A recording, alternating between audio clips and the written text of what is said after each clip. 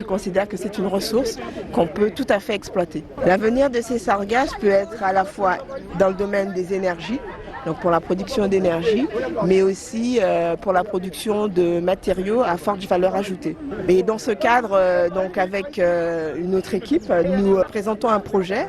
Donc il s'agit d'arriver à une filière qui commencerait par premièrement la détection des algues, par des images satellitaires qui seraient réalisées par le laboratoire Large, et ensuite la pyrolyse de ces algues pour à la fois produire de l'énergie. À partir de ces algues, nous avons déjà montré au laboratoire, donc ça c'est des choses qu'il faut aussi reproduire de manière pilote et à grande échelle, qu'il est possible de fabriquer des charbons actifs qui pourraient être utilisés dans le traitement de l'eau. Pour l'instant, il n'y a pas encore eu une médiatisation relativement importante autour des sargasses. Donc nous, on le sait, mais en termes de communication, je ne pense pas encore que ça impacte également le choix donc, de personnes. De médiatisation nationale.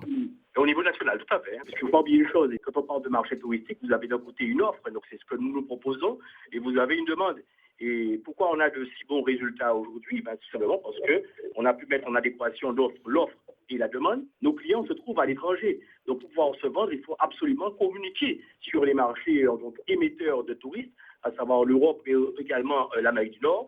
Et ce qu'on peut dire, c'est que finalement, la communication a touché sa cible, puisque concrètement, nous sommes dans un environnement très concurrentiel, donc le marché touristique.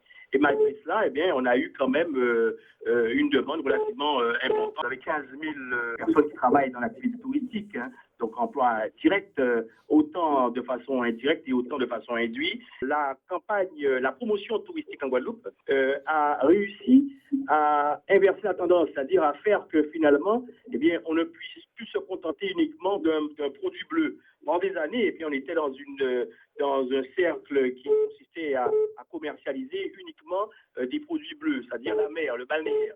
Et depuis quelque temps, on se tourne vers d'autres types de promotions. On commercialise le verre, on commercialise la culture. C'est peut-être l'avantage qu'on a eu en Guadeloupe. On arrive à diversifier avant une destination île, avec pas simplement l'aspect balnéaire, mais également l'aspect culturel. Et quelque part, même avec une difficulté telle que les sargasses, on peut trouver d'autres échappatoires. Le produit touristique en Guadeloupe est à mon avis multiforme. Il ne se contente pas uniquement donc, du balnéaire.